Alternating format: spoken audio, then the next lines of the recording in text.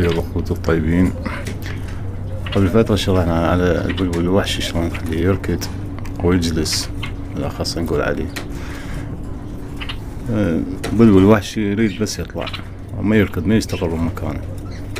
هالمرة عندنا طريقة المخلف شلون تخليه يستقر، أو تريد تألفه أو تخليه يجلس حتى تخرج عليه تخريج، أو يستلم التغريدات الصحيحة، ما يلتهي بالشردة مالته ويريد يطلع من القفص.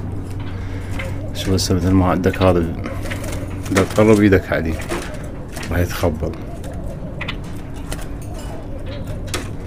يريد بس يطلع. حتى إذا نفسه إذا القفص حديد مثل هذا لا تخليه. أنا السنة هذا القفص الحديد مال عزل أو نقل، يعني مو دائمي مستقر فيه. المهم شوف هسه البلبل عندنا ما بيستقر. شو نسوي احنا مثل قبل فترة؟ نسوي نغطي القفص، نغطي القفص بصورة كاملة أو دائرية من الجوانب مالته، ونخلي فيه فتحات ورا البابة.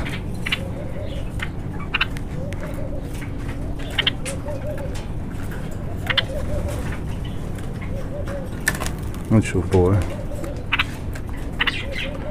هسه البلبل انتهى عدة جوانب انه صارت بها امان. الله عليه،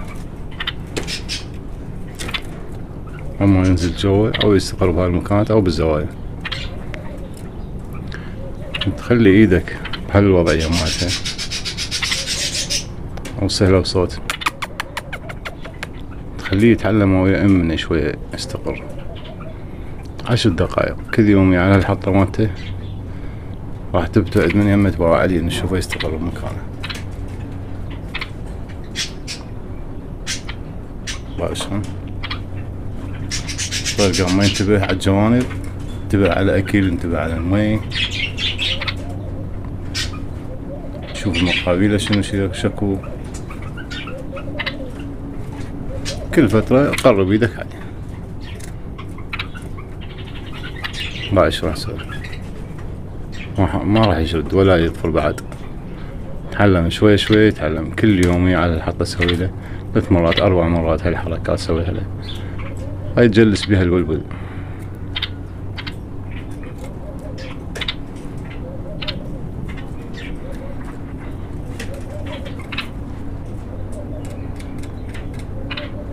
شلون استقر؟ يوم ينظف نفسه، يبدأ يقوم يدور على أكل، يدور على مي.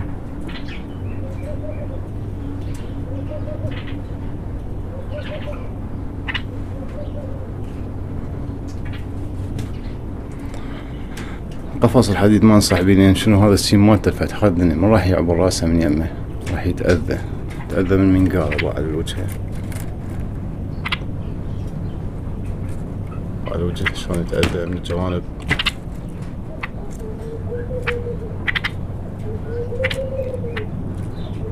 يتخبر من التليفون هو شوي. شوف شلون استقر.